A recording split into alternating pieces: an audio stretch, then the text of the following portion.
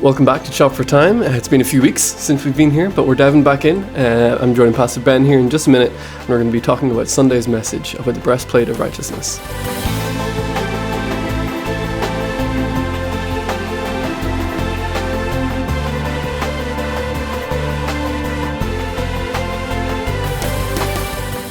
It's been 3 weeks since we've done this. It's been 84 years. 84 years. 84 years. Memes. But yeah, it's been... Previous to that, a movie. Yeah. Actually. That's true. The Titanic. Yeah, that's true. It took 84 years to watch that movie. I couldn't remember where that was from. I keep seeing that meme all the time. I'm the king of the world. Yeah. I should probably try and find one and put it on the screen just for people to have a laugh. You should do that. Yeah. But yeah, it's been a while. How was your last 3 weeks? That makes it sound like I haven't seen you in 3 weeks. I know. It has been a while since we've been here. You were in Colorado last week, which you and Kylie took a little bit of a what we would call vacation here in your part of the world. It would be more of a holiday. I think, yes. Yeah. But so I hope you had a good, relaxing time. There were many pictures. And I from the looks of the pictures, it looked like John Denver was really on to something when he talked and sang about the Rocky Mountain High. Yeah. That way predates you. And I understand 100%. I have no clue what you're talking about, but I'm just going to nod and agree. When do you really ever know what I'm talking about, though, in all honesty? So, but yeah, I mean, it was great. Yeah, and then the week before that, we just had some stuff come up. So, it's been a couple weeks since we've done a Chop for Time, but it's good to be back here with you, man. Yeah, no, it's definitely been great. Did you get up to anything crazy last week? I know Vicky was also out. So yeah, Vicky took Thursday. She and WC, I think, went to a different set of mountains, and here I sat in the rolling hills of eastern Kentucky while everyone else was at a mountain somewhere. But it was good. It was a good week last week. So. Good. Well, Sunday went well. I mean, it was nice to be back in a service again. Yeah. And it was lively. We were talking about how when Kennedy's microphone died. Firstly, she responded to that perfectly. Like a champ, man. Yeah, on the ball. She just went for it. But the rest of the congregation just stepped up and filled in the gap, which is really cool. I don't know if you could hear that on the live stream. Right. If you were watching online, I'm not for certain how much of that you could hear. And we've actually, we're working with kind of a ambient microphone right now. So we've got a microphone set up to hopefully here in the next week or two be able to capture a little bit more of the congregation, their singing, their response time, and just to be able to hear the room a little bit more. Yeah, people need to know that there are people who actually laugh at your jokes in the church. That we have to have a laugh track for that. Then. Just a button. That Christy or Lexi or Austin, whoever's running the computer. But I mean, it was just it was encouraging. I think to everyone, but I know especially to us as musicians, to those of us that are on the stage, kind of leading during that time because. You don't always hear the congregation well. It doesn't mean that they're not singing. It's just, we've got the monitors in our ears and we're listening to the music. We're listening to Kennedy and the other people who are singing. And sometimes the congregational singing kind of gets lost on us because we don't hear it that well. So in that moment when that microphone went down, it was just like she didn't panic. The congregation didn't panic. And the congregation was like, all right, well, we're going to step in here. We're going to step up. And the volume just raised, and it was really, that blessed me and encourages me, encouraged me a lot. So congregation, keep it up. Sing like that all the time. I mean, it's so, because it's not about us up on the stage. Right. It's a congregational choir. It's about all of us lifting our voices to glorify God. And it's definitely not a performance-based thing at all. Yeah, and it was nice actually. So normally I'm either running a camera or doing something, but I actually didn't do anything Sunday morning.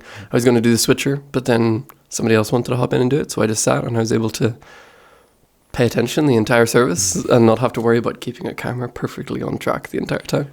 It was of course, nice. You've got somebody who does a little bit of pacing when he speaks. Yeah. Well, we both move quite differently. Apparently, I move faster, but not as far, I think is what they said. You're more of a natural sprinter. I'm kind of a long distance guy. I pace myself. Have a more calculated approach. There you go. Sounds good. So the breastplate of righteousness was what we were diving into. Actually, we talked about this a little bit this morning over coffee, in that the last couple of weeks of looking at each of the pieces of the armor of God individually, and recognizing that Paul doesn't dive into them. Like, he doesn't give this full explanation. He doesn't say, put on the breastplate of righteousness, because righteousness is imputed from this and that, and this is positional. And he doesn't give this big explanation, but he's already addressed it before in the passage. Yeah. And it's been cool to see that as we've gone through the entire book already, of like, okay, he mentions breastplate of righteousness. Let's go back, recap what we've already learned in this book about righteousness. Yeah. So that we understand it better. Yeah, Paul's kind of going with the old preacher's idiom there of, tell them what you're going to tell them. Tell them what you need to tell them, and then tell them what you told them. Right. And that's kind of the way that you want to structure things. And that's really what Paul's doing, because he's bringing in this conclusion-type statement of spiritual warfare and this reality that we're all going to be facing this spiritual battle. And he lets us know the enemy, what is opposing us, and then he starts going into these items, giving them a physical, mental picture of how to suit yourself and dress yourself for this battle. And then he just goes into a belt of truth, breastplate of righteousness. And he does these things in sequence very quickly, because he's just pinning these in with the understanding of, I've already talked to him about this. Right. So I'm just going to tell them now how to practically do it. Right. Yeah. No, very cool. So where was the other bit in Ephesians that we dived to talk about? That was Ephesians 4, and I think it's in verse 24 where he talks about, the Christ is our righteousness. We, the belt of truth last week was found in that same passage in Ephesians 4, 20 through 24. He was talking about Christ being the truth. And then we talk about, then he goes on and concludes kind of that statement, which he talks about the renewed mind, right? Being renewed by the Holy Spirit, by the conclusion statement of, the righteousness of God, from God. Right. So he's already, kind of talked about this. What is the source of righteousness? And it's always important to frame, again, in context what, because it's biblical word. Right. We look at, even though it's more of a cultural word, truth, truth in Scripture, is a big deal contextually. Righteousness is very much a church word, right? Used in different ways throughout Scripture. Right. So it's important, and I thought it was really important for us to look at it and go, okay, what does he mean by righteousness here? And then we go back and we see that. Yeah. Righteousness is Christ. Right. Yeah, and you went a little more theological when it comes to righteousness, which I think is necessary, because righteousness can mean so many different things nowadays, and you pointed them all out, like self-righteousness versus imputed or positional righteousness, which is great to hear, because we have to remember that,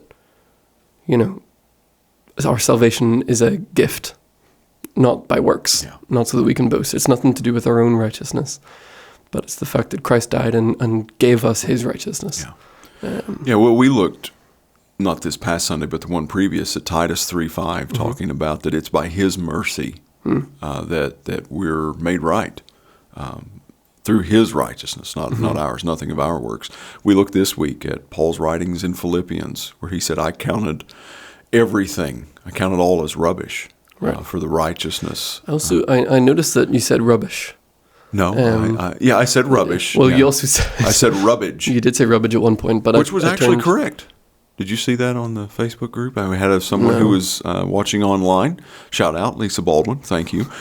She sent me a screenshot of a Google. She Googled the word rubbage, which I used by complete accident. And I said, I made up a word right there.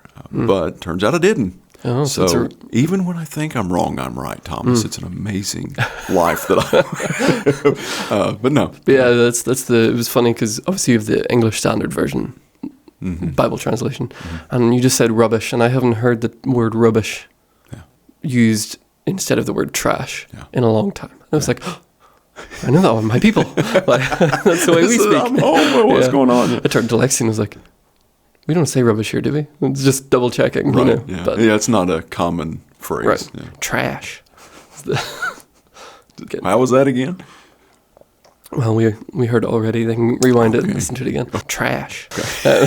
Get that 15 seconds back on your podcast. But yeah, it was it was a good description, that the whole thing of positional righteousness.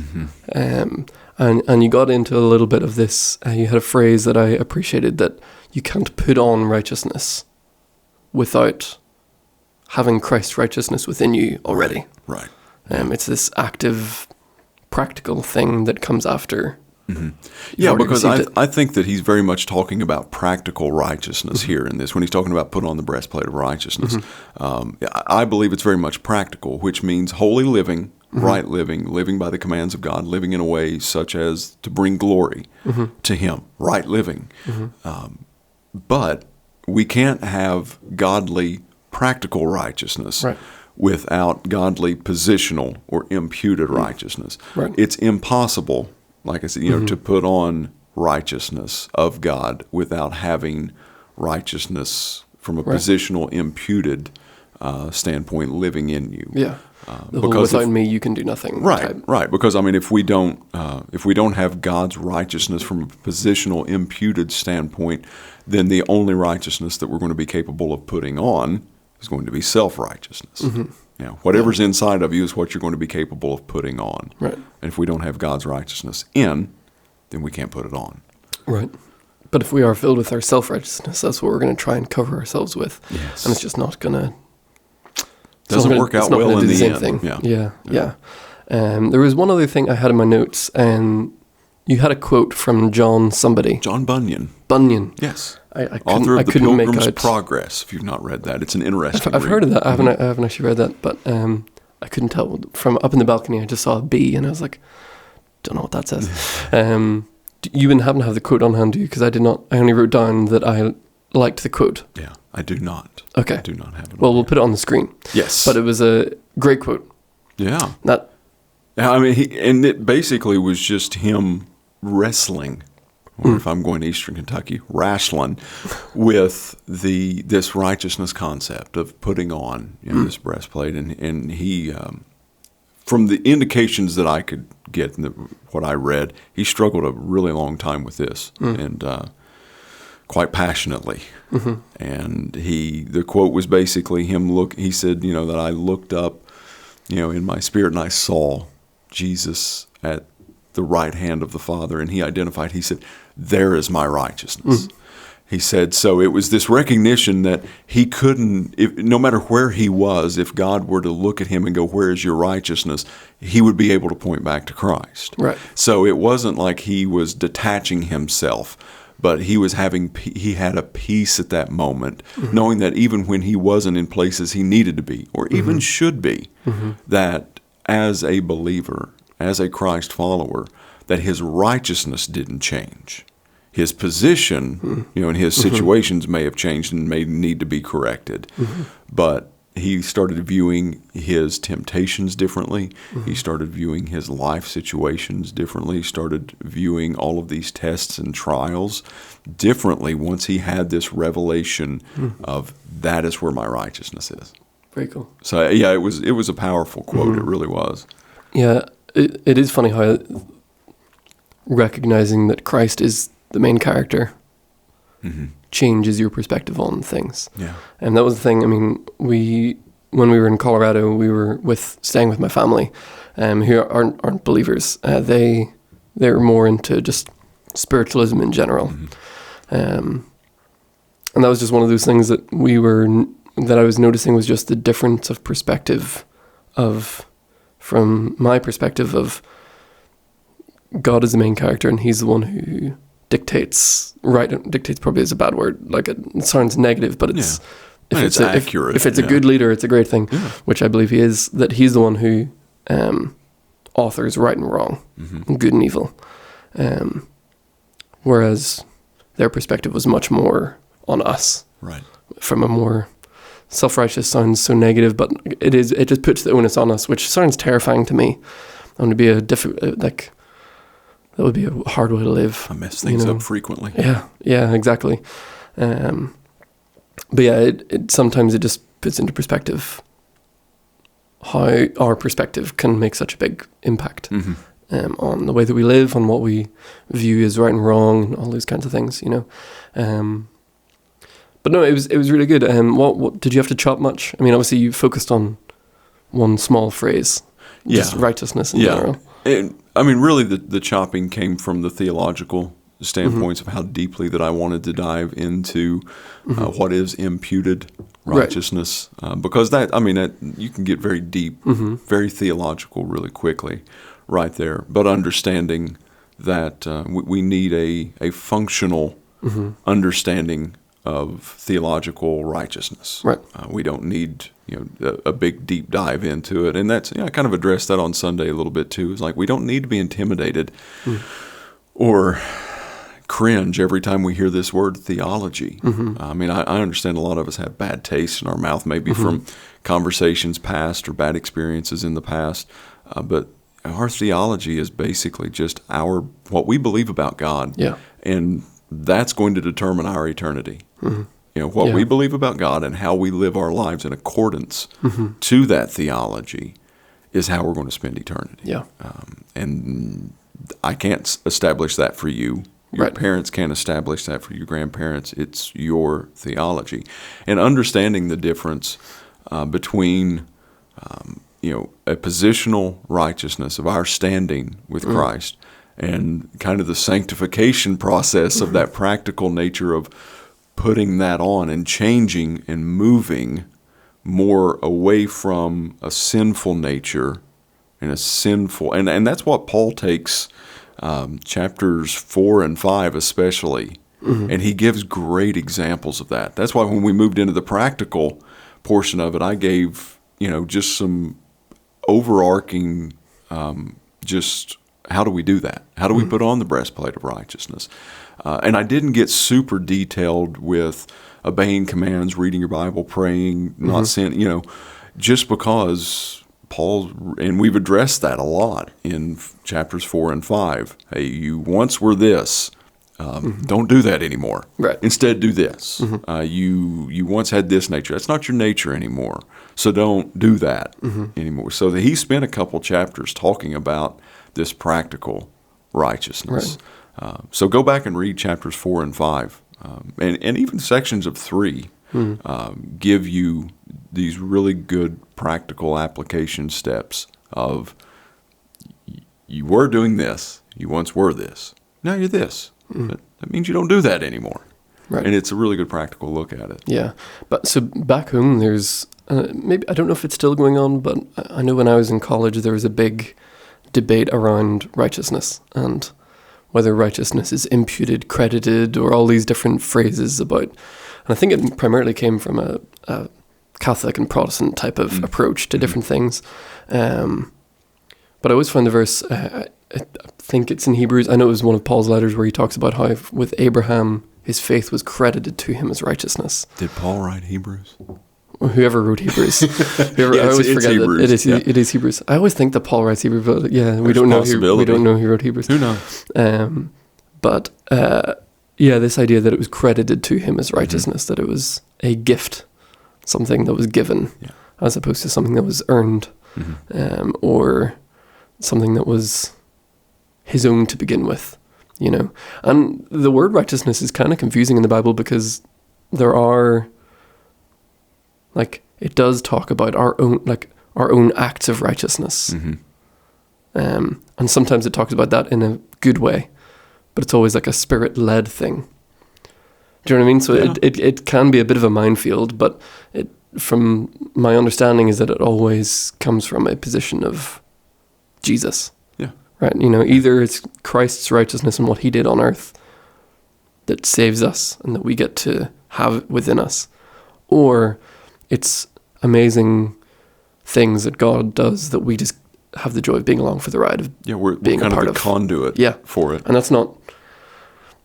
we're not responsible for that, but we get to celebrate that we can be a part of it happening. Does that make sense? Well, and I think that, when you start looking at Paul's writings, I mean, Paul doesn't hold back with his description of what righteousness in ourselves is.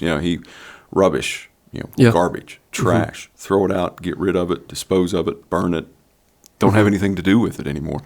And he even uses, in a different place in the New Testament, he uses even more strong verbiage.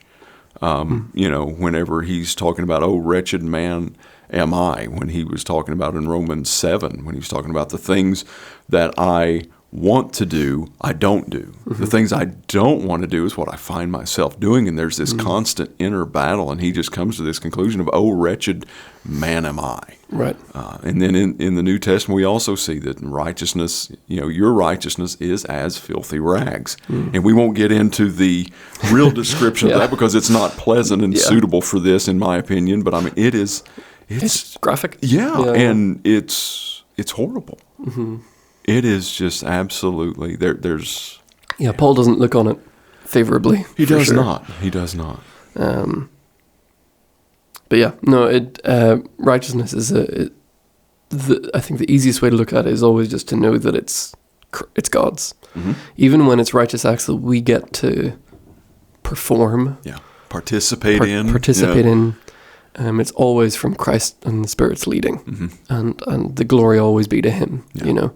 And we see that sometimes with healings or gifts of prophecy and stuff. Sometimes they get celebrated as, wow, look how holy they are, look how righteous they are. But that's not a good way to look at it. Yeah, because then you start idolizing people and what they do, and not what God is doing through them. Well, and that's that was kind of the last point that we made of why do we need this breastplate of righteousness. That last point was to glorify God. Right.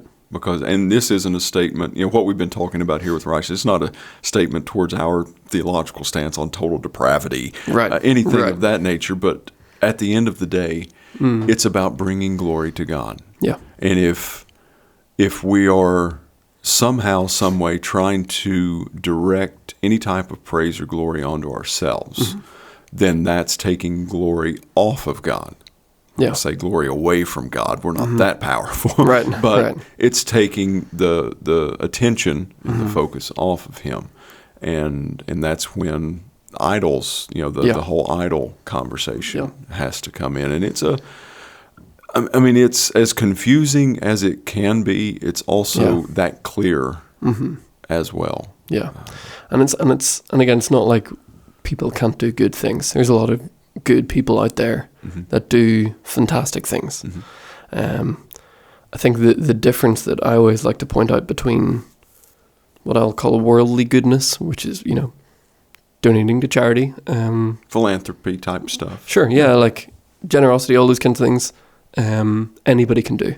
Which Jesus did too, exactly. So those are good things, but as soon as the Spirit gets involved and God moves, there's like an eternal, or like a godly goodness that has an eternal, lasting impact. And that's the difference. Is that, like, we, from my perspective, is that we can all do good things in and of ourselves on a surface worldly level, but God's standards and God's level of what goodness is, we can't attain. And then when He takes the reins, takes the wheel, Jesus take the wheel, all that kind of stuff. Like, and He does something cool. About that. Yeah, when He does something good, the impact is eternal. Yeah, and on a completely different scale. Yeah, because I think the definitions of good are different. Yeah, from heaven's perspective and our worldly perspective. Now, that's not a discouraging statement to not do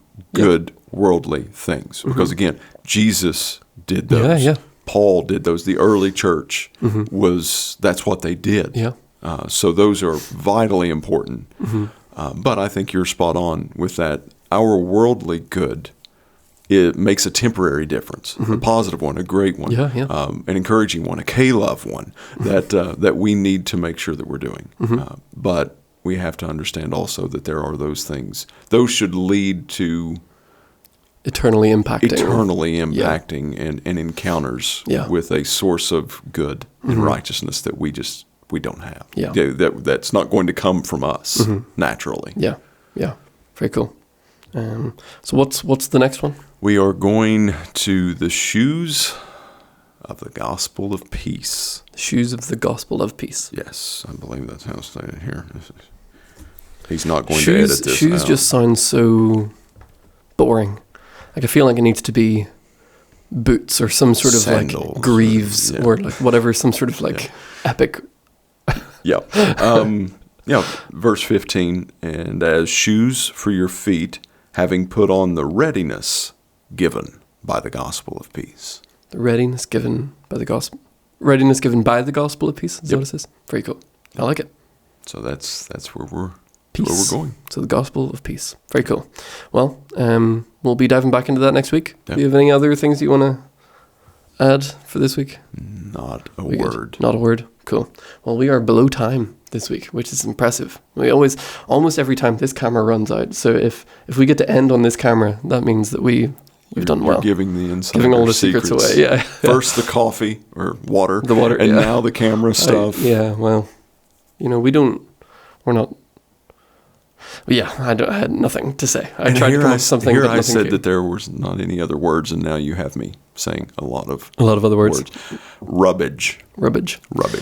If you enjoy this sort of stuff, please like it, subscribe. It means more people get to see it. The YouTube algorithm tells people, oh, people like this video, they watched it, so let's show it to more people. And more people get to hear about the wonderful thing of God's righteousness, which is really cool. So if you are able to and you're willing, please do like and subscribe, and we'll be back again doing this next week. I always like that we end on that wave. There's always like a little wave, and I'm definitely keeping all of this in.